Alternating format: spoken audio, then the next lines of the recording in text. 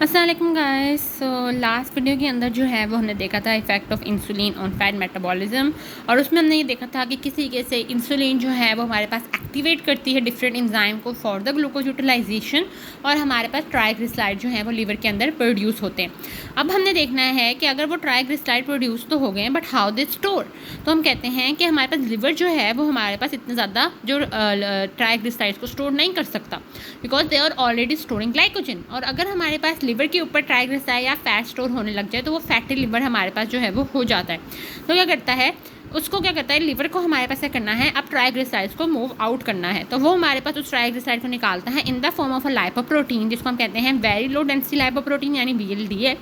ये हमारे पास क्या होता है। अच्छा, अब इसको लिवर को ट्राइग्लिसराइड्स को इसमें डालने की क्या ज़रूरत है, लाइपोप्रोटीन की फॉर्म में रखने की क्या ज़रूरत है। क्योंकि हमारे पास जो ब्लड है, ब्लड में हमारे पास क्या है, वाटर है, तो वो वाटर सॉल्युबल चीज़ों को ही अपने अंदर जो है वो ट्रैवल करने देगा, बट लिपिड सॉल्युबल या फैट उसके अंदर ट्रैवल नहीं कर सकते।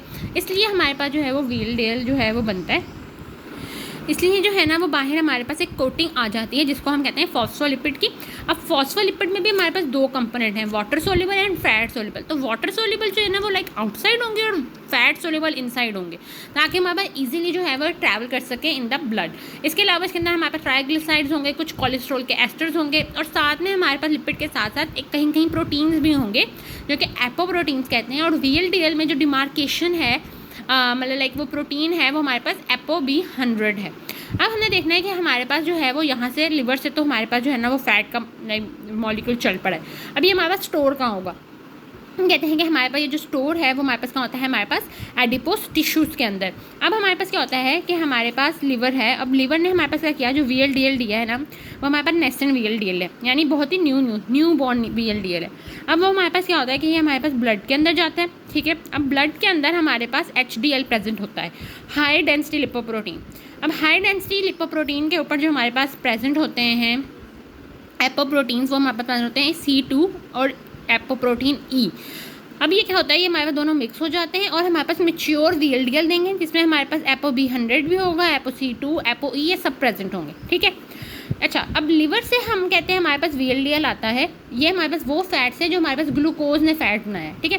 लेकिन बिलफर्ज हम फैट अपने डाइट में ले रहे हैं, हम कोई फैटी चीज़ बिलफर्ज जो है वो खा रहे हैं, ठीक है, बटर खा रहे हैं या वट कोई भी हम ऐसे चीज़ खा रहे हैं, तो हमारे पास GIT के अंदर भी हमारे पास फैट होंगे, क्योंकि हमने कुछ ना कुछ ऐसा भी तो खाया है ना जिसके अंदर हमारे पास कोई फैट है।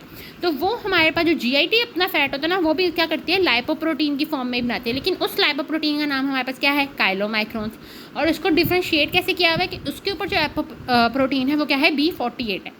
अब जो एपोप्रोटीन है वो क्या करें, ये हमारे डिफ्रेंशिएट करें कि ये, क्योंकि बाकी सारा मॉलिक्यूल तो सेम ही है, तो हमें कैसे पता लगेगा जब ब्लड में आ जाएगा कि ये हमारे पास लिवर से आया या GIT से आया, तो वो एपोप्रोटीन बनाएंगे।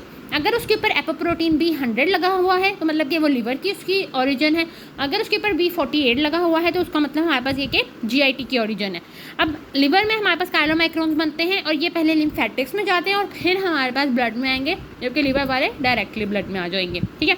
अब वो भी हमारे पास HDL के साथ मिलेंगे और हमारे पास मेच्योर काइलोमाइक्रोन्स बना देंगे। अच्छा, अब ये हमारे पास जो है वो बन गया, ये हमने मेच्योर जो है वो भी बना के रख लिया। अभी ये हम इसी साइड पे करेंगे, अभी हम यहाँ पे देखेंगे कि एडिपोस टिश्यू में क्या होता है।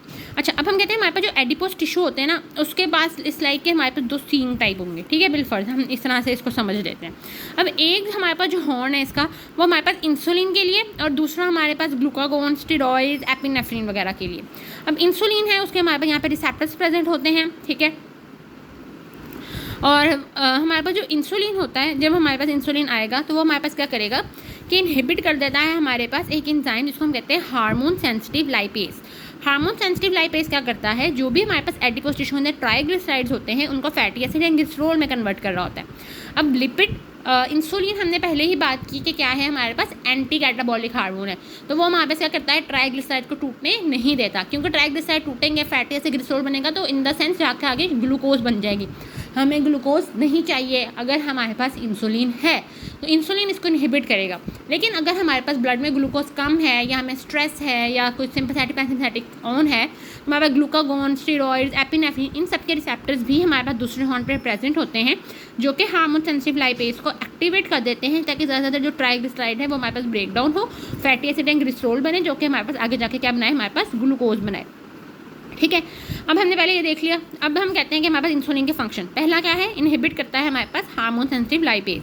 सेकंड हमारे पास क्या है कि हमारे पास प्रमोट करता है ग्लूकोज की एंट्री उसके रिसेप्टर्स को हमारे पास करके। ठीक है, हमने पहले बताया था कि हमारे पास ठीक है ग्लूकोज के हमारे पास एंटर होगी। अब एंटर हमारे पास ग्लूकोज होगी तो ग्लूकोज की यूटिलाइजेशन के लिए हमारे पास वो ग्लाइकोलिसिस का पूरा स्टेप होगा, यहाँ पे मैंने उसको नहीं इतना मेंशन किया।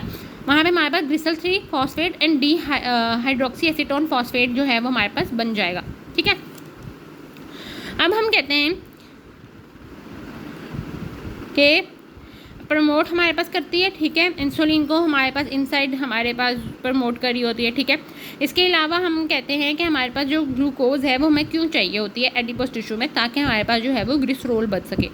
ठीक है, क्योंकि हमारे पास जो है,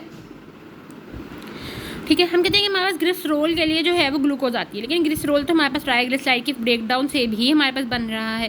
लेकिन अगर हमें ट्राइग्लिसराइड बनाने हैं तो उसके लिए हमारे पास ग्लिसरॉल 3 फॉस्फेट चाहिए, और एडिपोज टिश्यू के अंदर वो एंजाइम नहीं है जो कि हमारे पास ग्लिसरॉल को ग्लिसरॉल 3 फॉस्फेट के अंदर कन्वर्ट करे। इसलिए हमारे पास हमें ग्लिसरॉल 3 फॉस्फेट किसी और सोर्स से बनानी है। ठीक है, तो उसके लिए हमारे पास ग्लूकोज आती है, उसकी ग्लाइकोलिसिस होती है, वो glycerol 3 phosphate and D hydroxy acetone phosphate के अंदर कन्वर्ट होती है। Dihydroxy acetone phosphate in the presence of glycerol 3 phosphate dehydrogenase में ग्लिसरॉल 3 फॉस्फेट बनाता है और वो हमारे पास फैटी एसिड के साथ लगकर ट्राइग्लिसराइड बना देती है। अब हम कहते हैं कि हमारे पास जो है वो फैटी एसिड कैसे आता है। अब फैटी एसिड कैसे आता है कि जब हमारे पास इंसुलिन आती है तो हमने पहले पढ़ा था कि रैप मैप काइनेज के थ्रू जो है, ये हमने पहले जो हमने वीडियो है उसमें कि how insulin regulate gene expression उस वीडियो में हमने बताया, तो वो आप जाके चेक कर सकते हैं। उसमें हमने बताया कि हमारे पास जब इंसुलिन लगती है तो उसके रिसेप्टर के साथ बाइंड करती है, तो वहाँ पे हमारे पास एक पाथवे ऑन होगा जो कि हमारे पास रैस मैप काइनेज पाथवे होता है। वो हमारे पास क्या करता है, जाके जीन्स को हमारे पास ऑल्टर करता है, जीन के एक्सप्रेशन को, और वहाँ पर हमारे पास जब फिर फैट स्टोरेज की बात आएगी तो वहाँ पर ये हमारे पास लाइपोप्रोटीन लाइपेज जो है वो रिलीज़ करेगा। अब वो जो लाइपोप्रोटीन लाइपेज है वो ये जो है वो एडिपोज टिश्यू में रिलीज़ नहीं करेगा, बल्कि उसको हमारे पास ब्लड कैपिलरीज के अंदर रिलीज़ करेगा, और वो हमारे पास ब्लड कैपिलरीज के जो एंडोथीलियल सेल्स हैं उसके साथ अटैच हो जाएगा लाइपोप्रोटीन लाइपेज। अब हमारे पास लाइपोप्रोटीन लाइपेज क्या करेगा, जो मेच्योर हमारे पास VLDL और काइलोमाइक्रोन्स थे उनको हमारे पास ब्रेक डाउन करेगा, उसके अंदर जो हमारे पास ट्राइग्लिसराइड है और फैटी एसिड और ग्लिसरॉल देगा। अब ये जो फैटी एसिड है वो हमारे पास एडिपोज टिश्यू के अंदर जाएगा और ग्लिसरॉल 3 फॉस्फेट के साथ मिलकर ट्राइग्लिसराइड बना देगा। ग्लिसरॉल अगर अंदर चला भी जाए एडिपोज टिश्यू के तो कोई फ़ायदा नहीं, क्योंकि उसके पास एंजाइम नहीं है जो कन्वर्ट करके इसको ग्लिसरॉल 3 फॉस्फेट बना दे। हम मेच्योर VLDL के ऊपर और हमारे पास मेच्योर काइलोमाइक्रोन्स के ऊपर जब काम किया तो हमारे पास फिर भी कुछ ना कुछ इसके अंदर बच जाता है ट्राइग्लिसराइड या कोलेस्ट्रॉल के एस्टर्स, तो उसको हम जो है वो IDL कहते हैं, यानी इंटरमीडिएट डेंसिटी लिपोप्रोटीन, और वो हमारे पास फिर लीवर के अंदर चला जाता है। अब लीवर के अंदर फिर उसके हमारे पास ApoE मीडिएटेड एंडोसाइटोसिस होती है जो कि दोबारा से और हमारे पास जो ट्राइग्लिसराइड्स को और ज़्यादा ब्रेक डाउन करती है और IDL को लो डेंसिटी लिपोप्रोटीन यानी LDL के अंदर कन्वर्ट करती है।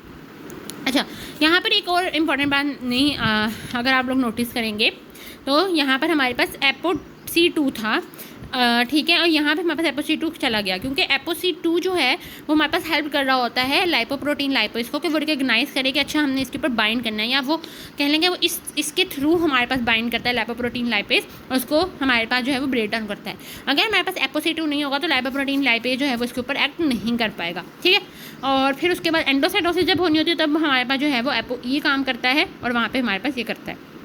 अच्छा, हम कहते हैं अगर हमारे पास बिलफर्ज इंसुलिन की डेफिशिएंसी हो जाए तो हमारे पास क्या होगा। हम कहते हैं अगर हमारे पास इंसुलिन की डेफिशिएंसी हो जाएगी तो वो हमारे पास लिपोलाइसिस कराएगी, यानी फैट्स की ब्रेकडाउन करवाएगी। तो अगर हमारे पास इंसुलिन कम होगी तो हमारे पास हार्मोन सेंसिटिव लाइपेज जो है वो हमारे पास ज़्यादा हो जाएगा। ठीक है, तो बहुत ज़्यादा ट्राइग्लिसराइड जो है वो हमारे पास ब्रेक डाउन होंगे into fatty acid and glycerol. जो फ्री फैटी एसिड्स हैं उनको वो हमारे पास कुछ एनर्जी के लिए यूज़ हो जाएंगे, कुछ हमारे पास फॉस्फोलिपिड या उनका कोलेस्ट्रॉल बन जाएगा। इन सब की वजह से हमारे पास हम कहते हैं कि प्लाज्मा में लाइपोप्रोटीन्स हैं वो बहुत ज़्यादा इंक्रीज़ कर जाएंगे, यानी 3 टाइम्स इंक्रीज़ कर देंगे, जिससे हमारे पास क्लॉटिंग का खतरा हो सकता है। जो है ठीक है, तो इसको हम एथेरोस्क्लेरोसिस कह रहे होते हैं। अगर हम कहते हैं हमारे पास इंसुलिन कम है तो कार्टिनाइन मैकेनिज्म बहुत ज़्यादा हो जाएगा, जिससे हमारे पास जो फैटी एसिड्स हैं वो हमारे पास दोबारा से माइटोकॉन्ड्रिया में जाएगा, वहाँ उसकी बीटा ऑक्सीडेशन हमारे पास होने लग जाएगी।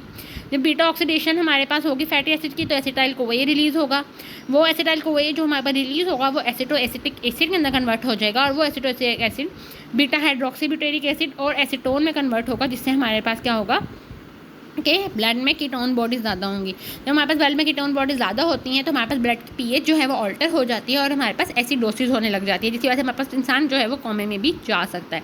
ये जो कार्टिनाइन मैकेनिज्म है, मैंने पीछे जब लास्ट वीडियो थी जिसमें हमने फैट लिपोजेनेसिस पढ़ी थी, उसमें भी हमने बताया था कि कार्टिनाइन मैकेनिज्म जो है वो हमारे पास इनहिबिट होता है बाय द मेलानोइल कोए, ताकि वो हमारे पास कहता है कि फैटी एसिड की यूटिलाइजेशन ना हो। लेकिन अगर हमारे पास इंसुलिन कम है तो ये हमारे पास दोनों जो एक्टिवेट हो जाएंगे, एथेरोस्क्लेरोसिस हो सकती है, कीटोन बॉडीज़ हो सकती हैं, तो इंसुलिन को भी जो है वो हमारे पास बहुत कम नहीं होना चाहिए।